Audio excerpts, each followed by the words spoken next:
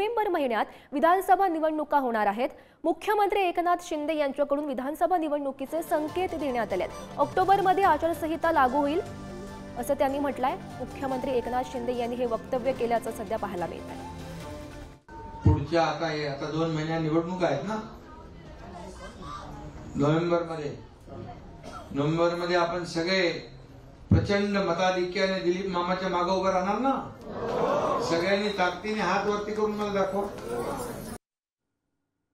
तर या संदर्भात अधिकची माहिती जाणून घेऊयात। आमचे प्रतिनिधी चेतन सावंत सध्या आपल्या सोबत आहेत।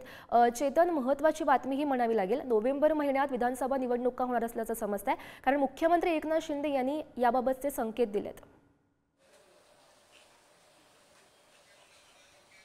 नक्कीच गौरी, आपण पाहिलं असेल तर काल जो चांदिवली विधानसभेमध्ये जो मुख्यमंत्र्यांचा कार्यक्रम झाला, या कार्यक्रमादरम्यान मुख्यमंत्री एकनाथ शिंदे यांनी असं संकेत दिले आहेत की येणाऱ्या नोव्हेंबर महिन्यात निवडणुका लागणार आहेत आणि आपण देखील त्याप्रमाणे त्या अनुषंगाने तयारीला लागा। आणि ज्या मतदारसंघामध्ये हा कार्यक्रम होता, म्हणजे दिलीप मामा लांडे हे आमदार आहेत शिंदेच्या शिवसेनेचे, त्यांच्या चांदिवली विधानसभा मतदारसंघात हा कार्यक्रम होता। या कार्यक्रमात त्यांनी दिलीप लांडे यांना लक्षात ठेवा, दिलीप लांडे यांना येणाऱ्या नोव्हेंबरमध्ये जिंकवून द्या असं देखील त्यांनी आव्हान केलंय। म्हणजेच खरं तर सगळ्यांना प्रतीक्षा असलेल्या येणाऱ्या विधानसभा निवडणुकीचं बिगुल आता वाजलेलं आपल्याला पाहायला मिळत आहे। नोव्हेंबरमध्ये निवडणुका नक्कीच होणार आहेत, त्याचपूर्वी आचारसंहिता कधीपासून सुरू होतील हे देखील पाहणं तितकंच महत्त्वाचं असणार आहे।